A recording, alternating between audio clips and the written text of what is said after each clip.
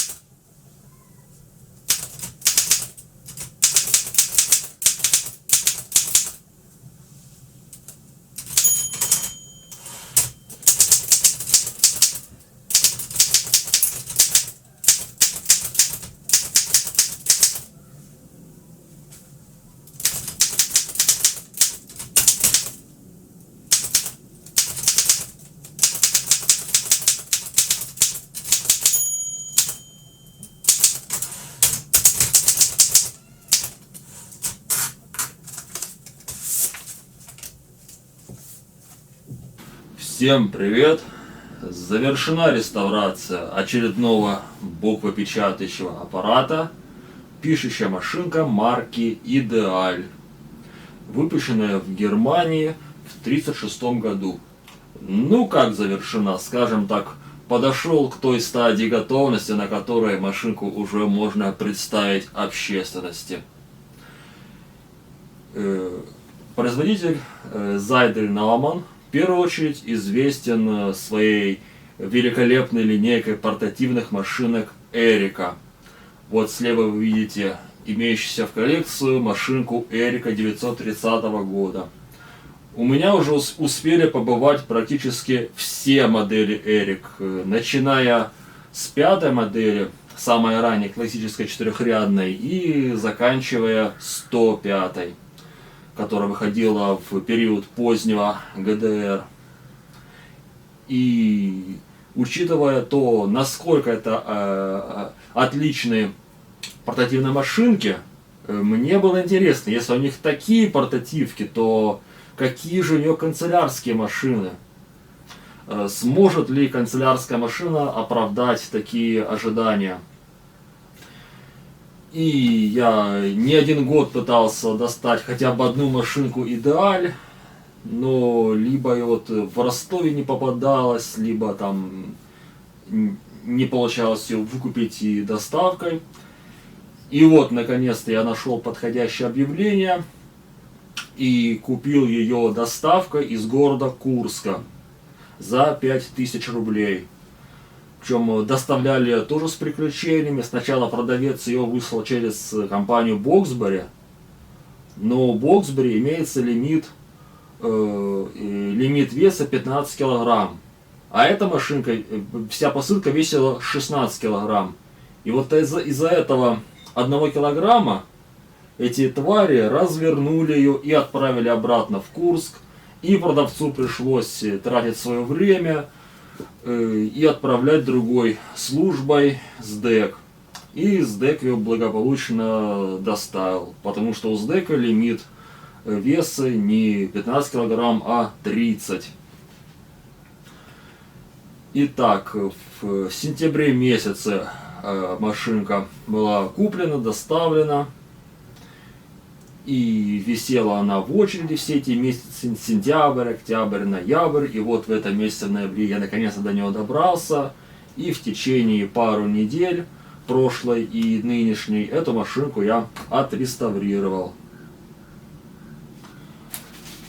Итак, машина по устройству схожа с машиной Underwood. У нее станина такой же точно формы, очень похожая. Такая красивая, изящно округлая форма станины. Изначально канцелярские машины Идеаль выходили с 1900-х годов. Это первоначально были очень интересные, необычные машины, такой красивой, изящной формы. Станина была в стиле модерна, была такая надпись сбоку красивая, Идеаль, летая. Но потом с 1912 года Зайдернам выпускает уже вот такого вида машинки, более привычные, позаимствованные, очевидно, от Континенталя. Машина Идеаль модели B выходила с 1912 года, потом была в 20-е годы модель C, а это, если не ошибаюсь, модель D. Итак, рассмотрим функции машинки. Здесь стандартный набор функций, необходимый набор функций и табулятор, селектор цвета. В принципе, все стандартное для канцелярки. Машина устроена довольно-таки сложно, сложнее, чем Континенталь, довольно капризная у нее механика. Я бы не стал ее советовать ни начинающему пользователю, ни тем более начинающему механику. Если бы эта машина мне попалась еще в году так 18-м, то у меня бы ее не получилось сделать. И при реставрации я использовал все умения, навыки, полученные за годы изучения печатных машинок, их реставрации. Но при этом, конечно, качество этой машины на высочайшем уровне. Это, безусловно, машина премиум класса, если ее восстановить как нужно, прекрасный получается буквопечатающий аппарат. Итак, установка бумаги. Как обычно, прикладываем бумагу на щиток каретки, прокручиваем ее от себя и прижимаем бумагу планкой. Перемещаем каретку в начало строки и можем печатать. Для перемещения каретки есть такой выступ, удобный на раме каретки. Машинку я перепаял на современную раскладку. У нее был припаян московский шрифт М. Такой довольно красивый, но, конечно, капризный, такого отечественного производства. Конечно, идеальной так не удалось добиться, чтобы прям все было идеальная строка. Ну, как смог, так и получилось. Сейчас я в редакторе вставлю фотографию шрифта. Итак, на клавиатуре находятся все символьные клавиши. Современная раскладка Ицукен. Здесь в наборе шрифта нет буквы твердый знак, но есть строчное Ё. Машина очень приятная в печати. Одна из самых лучших в печати машин, какие только у меня были. У нее также бесшумный ход каретки, бесшумный возврат каретки, никакого треска при возврате нет.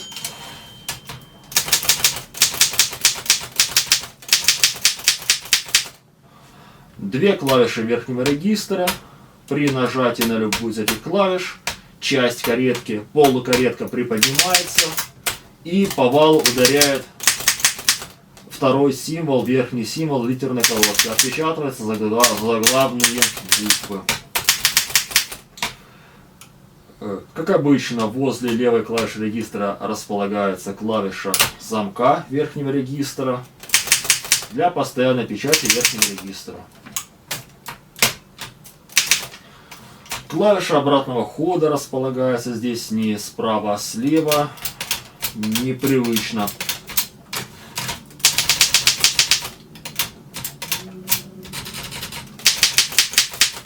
Справа находится клавиша табулятора.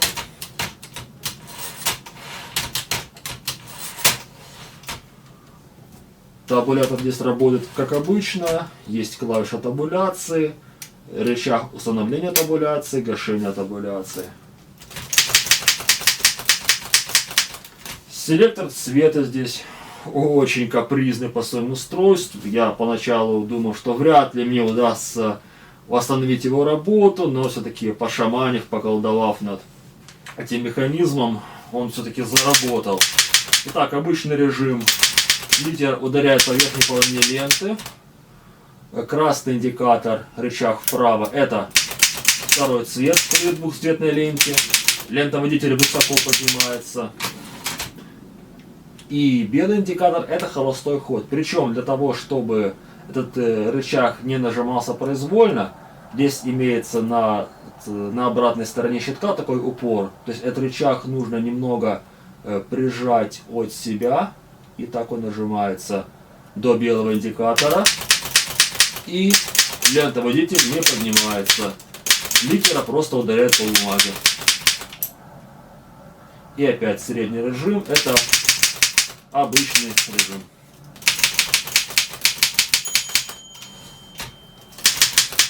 В передней части, как обычно, располагается планка с полеустановлениями.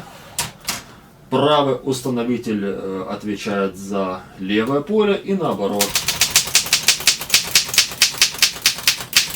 На передней части рамы каретки укреплена особая деталь, которая упирается в правый полеустановитель, отвечающий за левое поле. И получается левая граница строки. И когда она доходит до левого полеустановителя, звучит звонок. И срабатывает блокировка.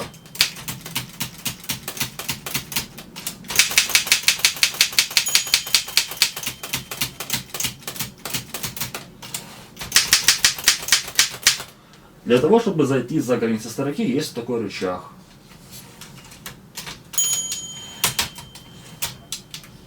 Ну, проще вот так вот приподнять эту планку. То есть этот рычаг нужен для того, чтобы зайти за правое поле, за блокировку. Вот я нажал, и блокировка выключилась. А таким образом, приподняв планку, можно перемещаться по всей длине вала.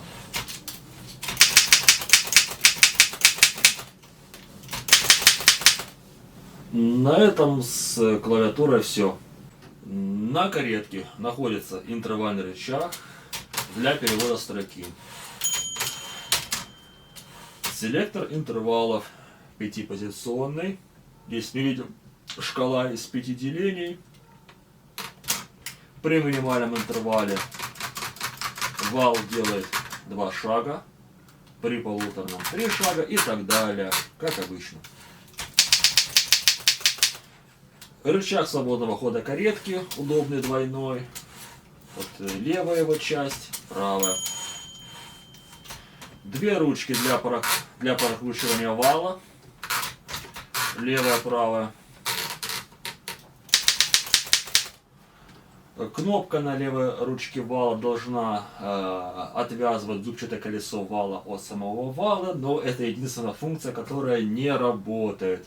Там находится внутри вала такой хитроумный механизм, и для того, чтобы получить к нему доступ и его починить, нужно разобрать вал. А вал уже не разбирается. Вот эти винты, которые удерживают зубчатое колесо, мертвые, не двигаются.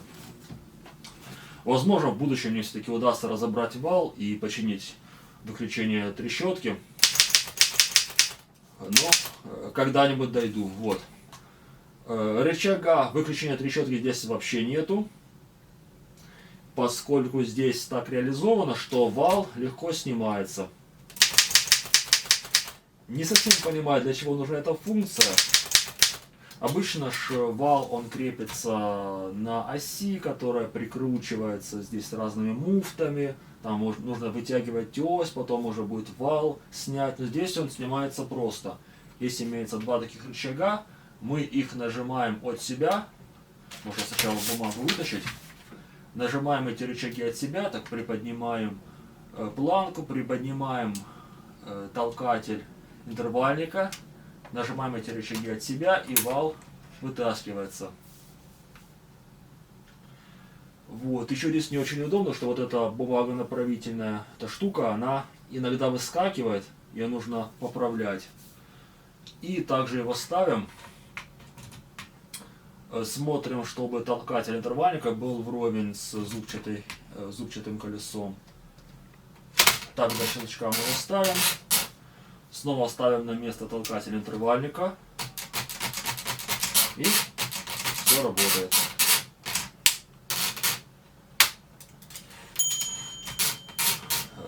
Рычаг освобождения бумаги.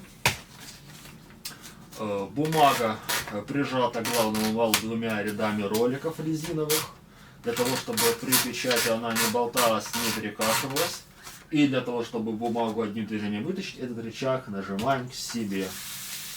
Бумага легко вынимается. Пюпитр для опоры бумаги здесь это такое, я сам придумал. Этот механизм я снял с машинки Эрика 15.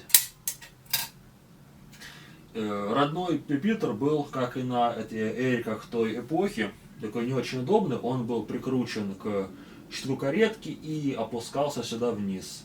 И на большинстве этих машинок Идеале, понятное дело, он не сохранился, поскольку деталь-то хрупкая, но вот постоянно здесь на виду. И часто он отламывался, его просто снимали. Вот. Также на этой машинке легко снимается каретка. Для того, чтобы снять каретку, ее передвигаем влево, нажимаем вот этот рычаг вверх и вытягиваем каретку в ту сторону. Здесь такая тяга есть еще. Еще раз. Вот тягу я сделал из проволоки, потому что родная уже не сохранилась. Вот таким образом каретка вытягивается. Под кареткой видим шаговый механизм, барабан с пружиной, барабан табуляции. Серийный номер здесь выбит на перекладине вот этой литой. Серийный номер соответствует 1936 году. Ставится каретка в обратном порядке.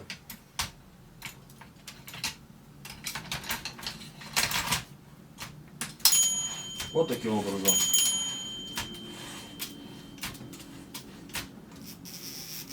Далее лента. Для печати используется стандартная лента 13 мм. Она наматывается на эти катушки. Катушки стандартные. Крепление катушек стандартное. То есть подойдут любые эти поздние катушки.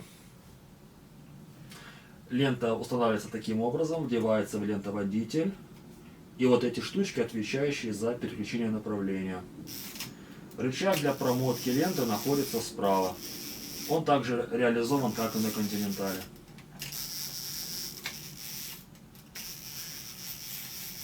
Причем здесь тоже хорошо сделан лентопротяг, в том смысле, что лента проматывается не когда мы нажимаем клавишу, а когда она возвращается в исходное.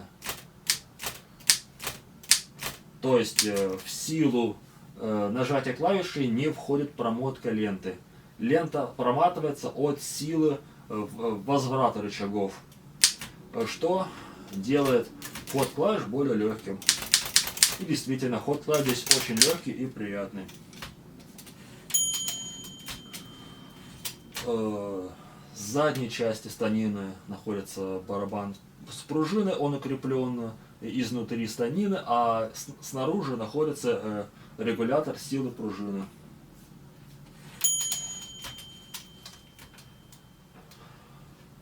Ну вот, о всех функциях рассказал. На этом все. Спасибо за просмотр. Пока.